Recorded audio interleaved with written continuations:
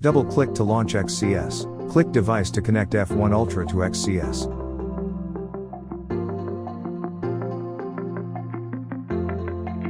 Then, click the setting icon.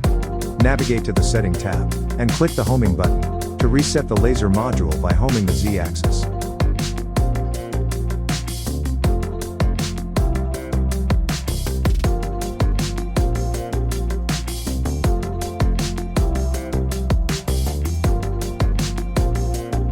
Loosen the left screw of the ball head counterclockwise until the ball can rotate.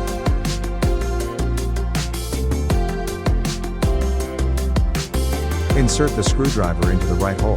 Rotate the ball to align the red and blue dots.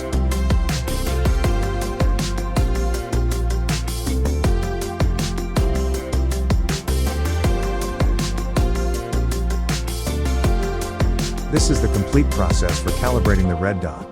We hope this video is helpful. Feel free to contact the xTool support team if you have any questions.